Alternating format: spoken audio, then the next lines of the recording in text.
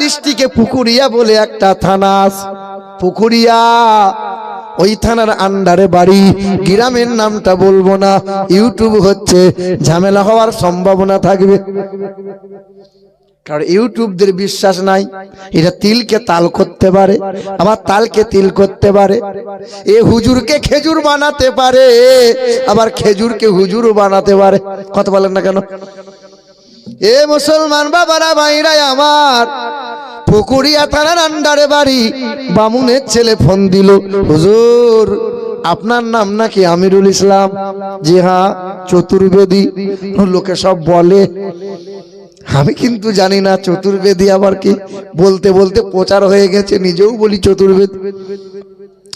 আমাকে বামুনের ছেলে প্রশ্ন করে, হুজুর আপনার নাম আমিরুল ইসলাম?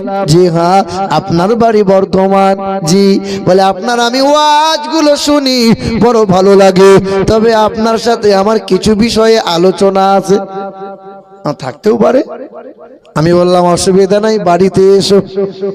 সকালবেলায় হঠাৎ করে ইন্টারসিটি ট্রেন ধরে দুপুরের সময় বাড়িতে হাজির হলো।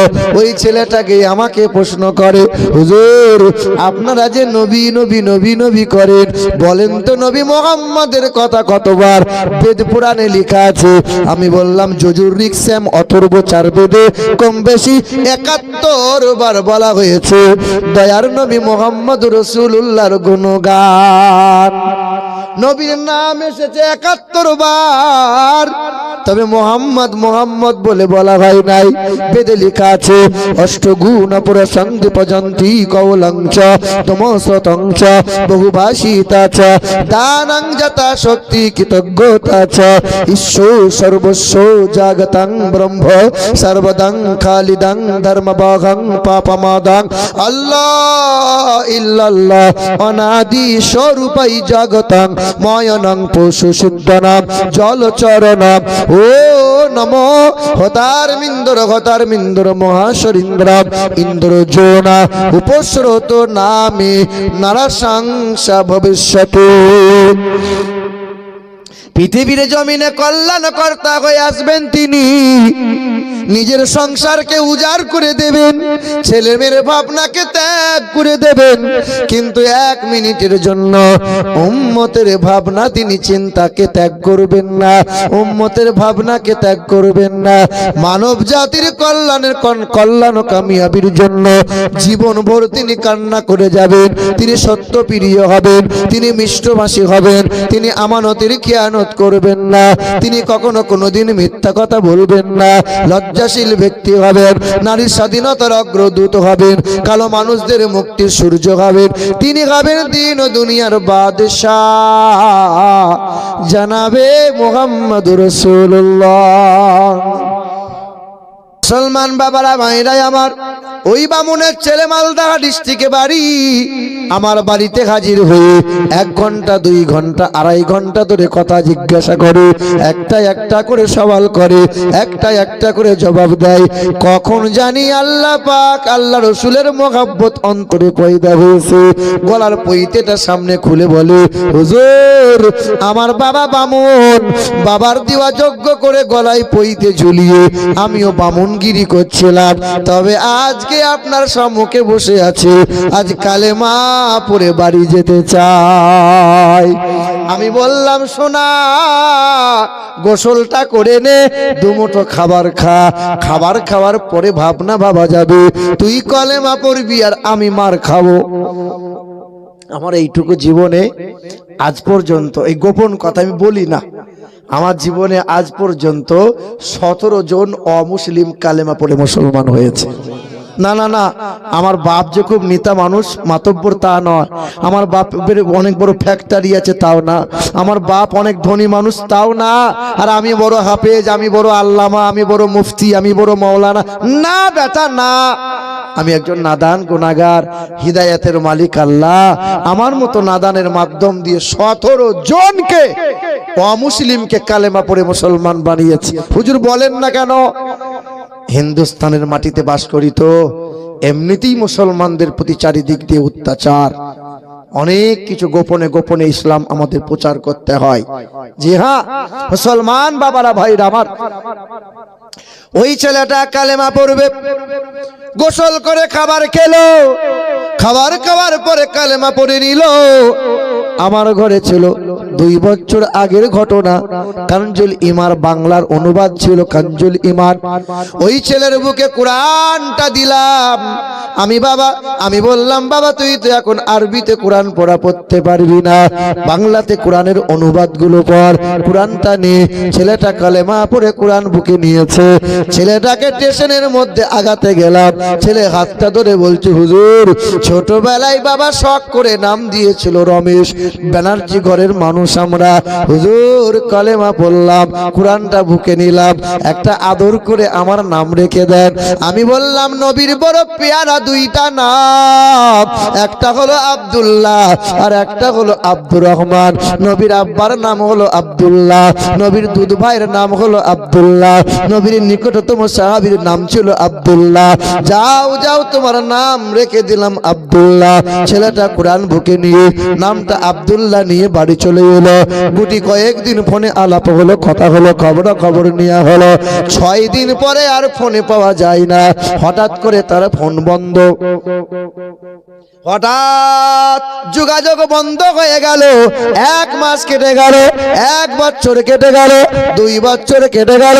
এই বছর রমজান মাসের আগে, হ্যাঁ রায়গঞ্জের আগে রাজবাড়ি বলে একটা জায়গায় আছে, রায়গঞ্জের আগে রাজবাড়ি বলে একটা মোড় আছে। ওই মোড় থেকে ঘুটে গিয়ে কয়েক কিলোমিটার দূরে একটা গ্রামে মাহফিল ছিল। রমজান মাসের আগের কথা বলছিলাম। শোনো মুসলমান, মালদাহ থেকে কম বেশি 60 কিলোমিটার রাস্তা। রাত্রি 11টার সময় স্টেজে বয়ান শুরু হয়েছিল, 1টা 20 মিনিটে বয়ান সমাপ্ত হয়ে গেল, আখিরি মোনাজাত হয়ে গেল। কত মুরব্বী মানুষেরা ছুটে এসে সালাম মুসাফা করলো। একে একে মুরব্বী বান্দাগুলো দোয়া দেয়, দোয়া নেয়, হাসতে হাসতে মুরব্বী বান্দাগুলো বাড়ি যায়। তবে উঁচু জায়গায় বসা, বারবার নজরটা যেন ওই প্যান্ডেলের ডান দিকে চলে যায়। একটা নওজোয়ান যুবক ছেলে দেখে প্যান্ডেলে হেলান দিয়ে ফুপিয়ে ফুপিয়ে কান্না করে। আমার মনটা বারবার হয় ছেলেটা কান্না কেন করে? হয়তো বাপ মা মারা গেছে, না না কান্না কেন করে? হয়তো কোনো মুসিবতের মধ্যে পড়েছে। কেন এত কান্না করে? স্টেজ থেকে নেমে গেলাম, পা পা করে সামনে হাজির হলাম। ছেলেটাকে জিজ্ঞাসা করলাম বাবা কান্না করো কেন, কি এমন হয়েছে বলো? ওই নওজোয়ান যুবকটা ছুটে এসে কোমরটা বুকটা আঁকড়ে ধরে বুকের সাথে বুক মিলাইয়ে বলে হুজুর একটু দোয়া করেন, হুজুর একটু দোয়া করেন। আমি বললাম দোয়া তো করব, তুমি যে আমাকে আঁকড়ে ধরলে তোমার বাড়ি কোথায় বলো? ছেলেটার কান্না বেড়ে গেল। ছেলেটা কাঁদে আর বলে হুজুর আপনি কি আমাকে চিনতে পারেন না? তবে হ্যাঁ চিনতে পারবেন না, কাল মাথায় টুপি ছিল না, আজ মাথায় টুপি, কালকে দাড়ি ছিল না, আজ গালে দাড়ি আছে, কাল সুন্নতি পোশাক ছিল না, আজ সুন্নতি পোশাক আছে। আমার নাম হলো সেই আব্দুল্লাহ। জিজ্ঞাসা করলাম কোথায় ছিলি বাবা? 2-2.5 বছর ছিলি কোথায়? বলে আপনার ঘর থেকে কোরআন বুকে নিয়ে কালেমা পড়ে বাড়ি এসেছিলাম। কয়েকদিন হয়ে গেল, বন্ধু বান্ধবকে কোরআনের কথা বললাম, আমি যে কালেমা পড়েছি এই খবরটা মানুষকে শোনাইলাম। ভালোবাসার বন্ধু বান্ধবদের যেমন শোনাইলাম, বিশ্বাসঘাতকতা করে বাবাকে অভিযোগ করলো, বাবাকে সব জানিয়ে দিল। ভোরের বেলায় দরজা ভেঙে বাবা কোরআনটা ছিনিয়ে নিয়ে বলেছিল এই কোরআন পুড়িয়ে দেব, আমার ঘরে কোরআন থাকবে না। না এটা তো মানতে পারবো না। সেদিন বাবার সামনে দিয়ে চোখ রাঙিয়ে বলেছিলাম বাবা সব ছাড়তে রাজি আছে, তবে কোরআন আর নবী ছাড়তে রাজি না। বাবার সামনে থেকে কোরআনটা যখন নিয়ে নিলাম, ওই সময় বাবা বলেছিল যা ঘর থেকে বেরিয়ে যা, আর কোনোদিন আমাকে বাবা বলে ডাকবি না। মা বলেছিল খোকা বেরিয়ে যা, আর কোনোদিন মায়ের দিকে আর চেয়ে দেখবি না, তোর কাছে কোরআনটা বড় হলো। বাবা মা কোনো দাম মূল্য রইল না। সেদিন সন্তানটা কোরআন বুকে নিয়ে ঘর থেকে বেরিয়ে গেল। ভাই বোন আর কেউ কাছে আসলো না, বন্ধু বান্ধব কেউ কাছে রইল না। ওই নওজোয়ান কাঁদে আর বলে 3 কিলোমিটার দূরে রাস্তার ধারে তিরপল টাঙাইয়ে করে ঘর বানাইলাম, সারাদিন দোকানে দোকানে পানি উঠাইয়ে দি, কাজ করে করে দি, 2 মুঠো খাবার পাই, রাত হয় দিন হয়, সারা রাত ধরে কোরআন পড়ি, তাহাজ্জুদের নামাজ পড়ি, অযথা রাত নষ্ট করি না, সময় নষ্ট করি না। হুজুর মনে বড় তামান্না, 1400 বছর হয়ে গেল, একবারও সেই নবীকে চোখে দেখতে পেলাম না। 1400 বছর হয়ে গেল, একবারও তার চেহারা ছুঁয়ে দেখতে পেলাম না। মনে বড় আশা যে নবীর মহব্বতে সব কিছু ত্যাগ করে দিলাম। একটু দোয়া করে দেন, পৃথিবীর জমিনে স্বপ্ন যোগে যদি একবার দয়ার নবী মায়ার নবীকে দেখতে পাই, মনে আর কোনো কষ্ট রইবে না। বাপ কাল ছেলের বুকে কোরআন নিল, কোরআন নেওয়ার পরে আজ আল্লাহ পাকের খাস নবীর প্রেমিক উম্মত হয়ে গেল। বলো তুমি আমি কেন পারবো না? মুসলমান বাবারা ভাইরা আমার, কথাই কথা ভিড়ে যায়। উত্তর ভারতের মথুরার বৃন্দাবনে বিখ্যাত মন্দির আছে, 300 বিঘা জমির মধ্যখানে দাঁড় করানো। ওই মন্দিরের নাম ছিল দেবাশীর মন্দির। ওই মন্দিরে পূজারী হয়েছিলেন তিনি ডক্টর শিবশক্তি শরৎজি। অক্সফোর্ড বিশ্ববিদ্যালয় থেকে 12টা ভাষায় এমএ করা ব্যক্তি ছিলেন তিনি। হিন্দু সমাজের মানুষেরা তাকে ভগবান বলে সম্মান করত। হাজার হাজার ভক্ত ছিল তার। একদিন দিল্লির বিমানবন্দরে বসা হঠাৎ করে দেখতে পাই একটা বিমান থমকে গেল, বিমানের সিঁড়ি খুলে দেওয়া হলো। কিছু টুপিওয়ালা দাড়িওয়ালা মানুষ পা পা করে নেমে আসলো। এই বামুনটা সামনে গিয়ে জিজ্ঞাসা করে, বাবা আপনারা কারা বাবা? বলে আমরা হলাম হাজী সাহেব, মক্কা মদিনা থেকে আসছি বাবা। হাতে কি? বলে পানির জার। কিন পানি? এই দেশে কি পানি নাই? বলে এটা সাধারণ কোনো পানি নয়, এটা হলো জমজমের পানি। পৃথিবীর 1 নম্বরে পানি, সেটা হলো জমজমের পানি। পৃথিবীর 1 নম্বরে শহর হলো মদিনাতুল মুনাওয়ারা। পৃথিবীর 1 নম্বরের মহাপালওয়ান হলো শেরে খোদা মাওলানা আলী। পৃথিবীর 1 নম্বর বিশ্বাসী ব্যক্তি হলেন, নবী ব্যতীত 1 নম্বর বিশ্বাসী তিনি হলেন হযরতে আবু বকর সিদ্দিক। পৃথিবীর 1 নম্বরে পাহাড় হলো সাফা আর মারওয়া পাহাড়। পৃথিবীর 1 নম্বরে শহীদ হলো ইমামে হুসাইন রাদিয়াল্লাহু তাআলা আন। ওই বামুনটা বলল, ও হাজী সাহেব জমজমের পানি কি দেওয়া যাবে? বলে নেন, অসুবিধা নাই, পান করার জন্যই তো নিয়ে যাচ্ছি, আপনি নেবেন তো নেন। একটু পানি দিয়ে বোতলের মধ্যে পানিটা ভরে নিলেন, দিল্লির বড় ল্যাবে নিয়ে গেলেন, পরীক্ষা করতে দিলেন। বাবা পরীক্ষা করে দেখো। পরীক্ষা যেমন করতে দেয়, 10 বার পরীক্ষা করার পরে ডক্টররা বলেছিল, ও ব্রাহ্মণ বাবাজি, পৃথিবীর জমিনে এত পানি পরীক্ষা করলাম, সব পানিতে কিছু না কিছু জীবাণু পেলাম, তবে এমন একটা পানি আজকে পরীক্ষা করলাম যে পানিতে বিন্দু মাত্র কোনো জীবাণু নাই। বামুনটার মনে মনে চিন্তা উদয় হলো, এতদিন আজান হলে কানে আঙুল দিয়ে চিপে ধরতাম যেন আজানটা কানে না ঢুকে যায়। এতদিন দাড়িওয়ালা টুপিওয়ালা দেখলে পরে ঘৃণা করতাম। এই ভারতের জমিনে মন্দির আছে অসুবিধা নাই, গির্জা আছে অসুবিধা নাই, কিন্তু মসজিদগুলো নিয়ে 1 শ্রেণীর বড় অ্যালার্জি। এখন তো আবার বাবরি নিয়েছে ওরা, জ্ঞানবাপী মসজিদ নিয়েছে নেবে ওরা, খাজা বাবার মাজার নিয়ে বড় উঠে পেরে লেগেছে ওরা। শুনছেন কিনা? এই দেশের মাটিতে কত পাঠশালা, কত ভার্সিটি আছে, কোনো অসুবিধা নাই, কিন্তু মাদ্রাসাগুলো নিয়ে বড় চুলকানি হয়। এই দেশের মাটিতে ন্যাংটা সাধু ঘুরে ঘুরে বেড়ায়, উলঙ্গ হয়ে ঘুরে ঘুরে বেড়ায়, কেউ কোনো কিছু কথা বলার নাই, কোনো অসুবিধা হয় না। কিন্তু দাড়িওয়ালা টুপিওয়ালা দেখলে পরে তাদের বড় জ্বলন হয়। কারণ কি? কারণ মুসলমান, এই মুসলমান এখনো সবুর করে আছে। কিছুদিন আগে বেলডাঙ্গার মাটিতে গণেশ পূজার মণ্ডপের সামনে লাইটিং করলো, আর আল্লাহর নামের পরে গালমন্দ করে দিল। পুলিশ প্রশাসন চুপ ছিল।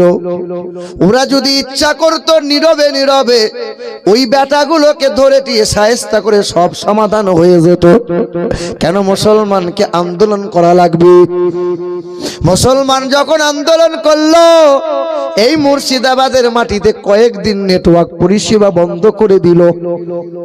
ও বাপ, আল্লাহকে গাল দেয়, নবীকে গাল দেয়, কোরআন নিয়ে কত অবমাননা করে দেয়, আর মুসলমান এখনো সবুর করে যায়। কোরআন বলে সবুর কর। মুসলমান সিংহের জাত, মুসলমান ঘুমিয়ে আছে, জঙ্গলের মধ্যে সিংহ ঘুমিয়ে আছে, আর ভেড়াগুলো নিয়ে সিংহের লেজ নিয়ে খেলা করছে। ভেড়াগুলো মনে মনে ভাবছে আমরা তো জঙ্গলের রাজা। ও ভেড়াগুলো জানে না সিংহর যখন ঘুম ভেঙে যাবে ভেড়া মেয়া বলার সুযোগ পাবে না।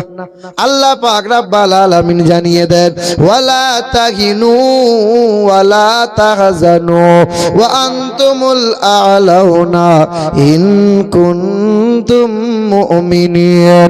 দুঃখ তোমরা করিও না, সাহস তোমরা হারাইও না, বিজয়ের পতাকা একদিন তোমাদের হাতে উড়বে।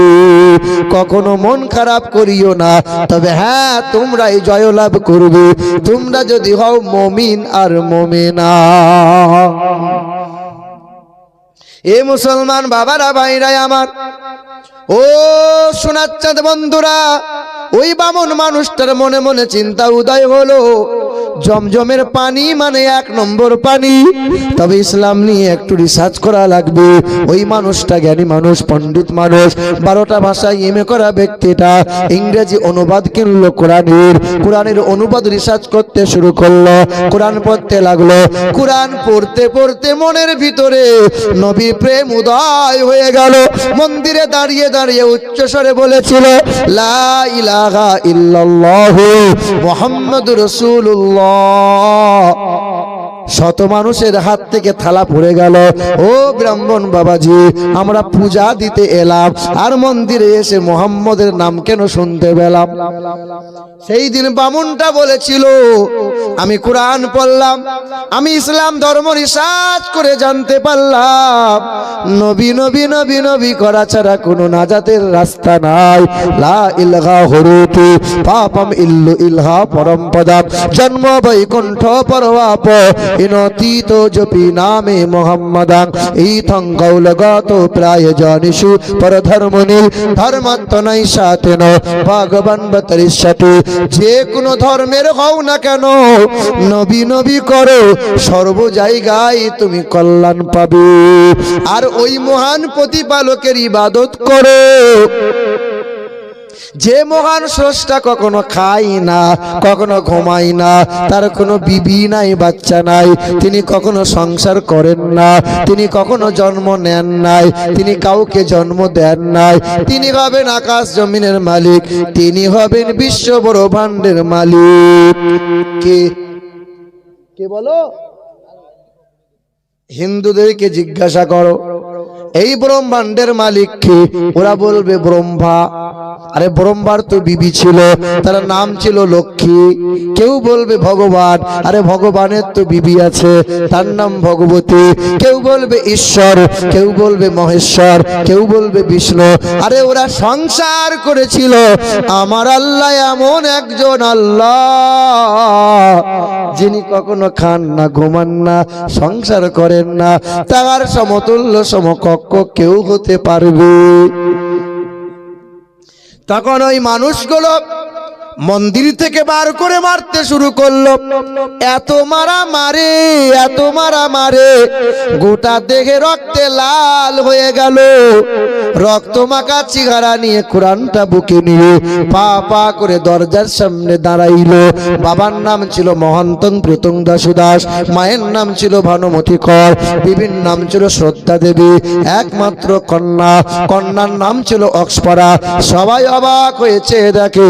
বাবা বলে, খোকা, অক্সফোর্ড বিশ্ববিদ্যালয় থেকে 12টা ভাষায় এমএ করালাম, ডক্টরেট করালাম, আজ রক্ত মাখা চেহারা নিয়ে দরজার সামনে কেন দাঁড়িয়ে? সেই দিন কোরআনটা উঁচু করে ধরে বলেছিল, বাবা, কারণ কোরআনের বন্ধু হয়েছি আমি, নবীর গোলাম হয়েছি আমি, আজ তো মার খেতে হবে।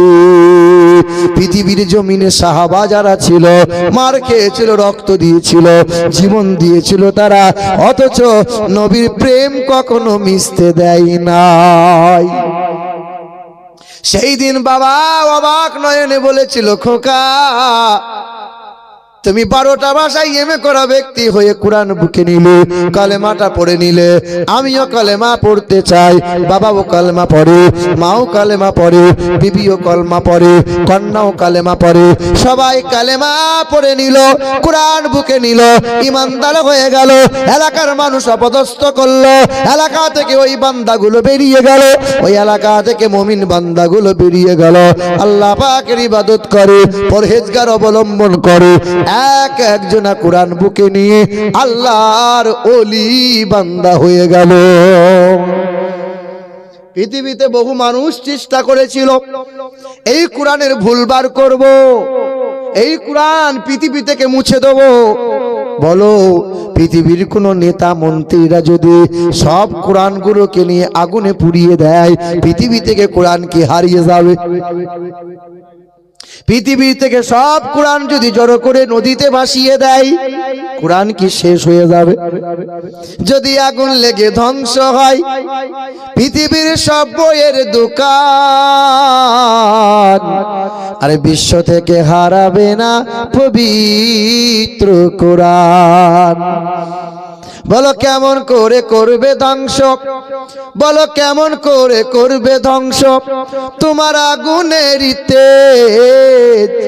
আরে বিশ্বে ভরা লক্ষ লক্ষ আছে কোরআনের হাফিজ। কেউ হারাতে পারবে? কেউ মুছে দিতে পারবে? ওই তোমাদের মতো একজন মহিলা, তার নাম ছিল লরেন বুথ, খ্রিস্টান ধর্মের অনুসারী, আমেরিকা দেশে বাড়ি। তার মনে বড় ইচ্ছে ছিল, আমি 1 নম্বরে ভাইরাল লেখিকা হব, বিশ্বে বড় সুনাম অর্জন করব। এই দেখেন আমার বাপতুল্য মানুষ হাজী সাহেব, এ মুসলমান শিক্ষিত মানুষ যারা জানবে তারা আমেরিকা দেশের বিখ্যাত লেখিকা লরেন বুথ কি করেছিল? পুরোহিতরা বলেছিল, এক কাজ কর, কোরআনের ভুল বার করে দে, পৃথিবীতে সবাই তোরে মাথায় করে নিয়ে নাচবে। ওই মহিলা ন্যাংটা পোশাক নিয়ে বাম হাতে করে উঁচু করে সাংবাদিক সম্মেলনে দাঁড়িয়ে ক্যামেরার সামনে রেকর্ড করে দিয়েছিল। ওই মহিলা বলেছিল, এই কোরআন, কোরআন মুসলমানরা গর্ব করে, মুসলমানরা বলে কোরআনে কোনো ভুল নাই, কোরআনে কোনো ত্রুটি নাই। এই কোরআনের ভুল বার করে পৃথিবীর জমিনে কোরআনের মান ইজ্জত শেষ করে দেব, মুসলমানদের নাম নিশানা মুছে দেব।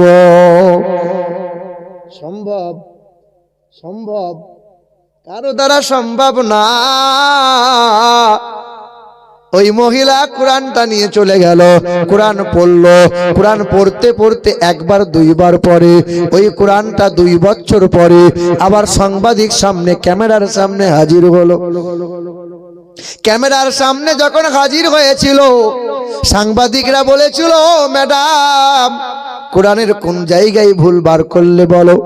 ওই দিন মহিলাটা কোরআনটা বুকে নিয়ে কোরআনটা চুমা দিয়ে পড়ে নিয়েছিল, লা ইলাহা ইল্লাল্লাহু মুহাম্মাদুর রাসূলুল্লাহ। বলে কারণ কি? তুমি তো 2 বছর আগে ন্যাংটা পোশাক পরেছিলে, জিন্সের প্যান্ট পরেছিলে, পেটটা বার করে এসে কোরআনটা বাঁ হাতে নিয়েছিলে। আজকে কোরআনটাকে চুমা দাও কেন? কোরআনটা নিয়ে কলেমা পড়লে কেন? ওই মহিলা বলে পৃথিবীতে অনেক গান আছে, একবার পড়ি 2 বার পড়ি, একবার 10 বার গাওয়া হয়, ওই গানটা পুরাতন হয়। পৃথিবীতে অনেক কবিতা আছে, বিদ্রোহী কবি কাজী নজরুলের কবিতা 5 বার 10 বার পড়ো পুরাতন হবে। কবি জসিমউদ্দিনের নকশিকাতা 5 বার 10 বার পড়ো পুরাতন হয়ে যাবে। বিশ্বকবি নোবেল জয়ী রবি ঠাকুরের কবিতা 1 বার 10 বার পড়ো পুরাতন হয়ে যাবে। তবে আমি এই কোরআনটা পড়েছিলাম, 1 বার 2 বার পড়লাম, 5 বার পড়লাম, মনে মনে হলো আর কোরআন পড়বো না। কোরআন এমন একটা মধুর কিতাব, 2 বছরে এই কোরআনটা 52 বার আমি খতম করে দিলাম। কতবার? ওই যে তোমার বৌমা আছে, তোমার ঘরে বিবি আছে, তুমি জিজ্ঞাসা করবে তো বছরে কবার কোরআন পড়ো? পরে রমজান মাস না এলে কোরআন তো খুলবে না। কি বলছেন বলে? আর আপনি যখন ছেলের জন্য মেয়ে দেখতে গিয়েছিলেন, তো মেয়েকে জিজ্ঞাসা করছে হ্যাঁ মা কোরআন পড়া জানো? তা আপনার বিয়ান, ওই যে বিয়ান আপনার বিয়ান তখন জানালা দিয়ে উঁকি মেরে বলছে আমার মেয়ে বছরে 18 বার খতম দেয়, নামাজে পাটি থেকে ওঠে না, পাড়ার লোককে জিজ্ঞেস করো আমার মেয়ের মতো মেয়ে হয় না। বাসের কন্ট্রাক্টর দেখেছেন, গোটা বাস ফুল, আর শুধু বলবে ভেতর দিকে যান ফাঁকা আছে, ভেতর দিকে যান ফাঁকা আছে। ও জেনে শুনে মিথ্যা বলে কি বলে না? কারণ ওর লাভ আছে। এ বাবা, এখানকার মা বোনরা তো ভালো, স্বামীর সেবা টিবা করে, স্বামীর কখনো অমঙ্গল চাই?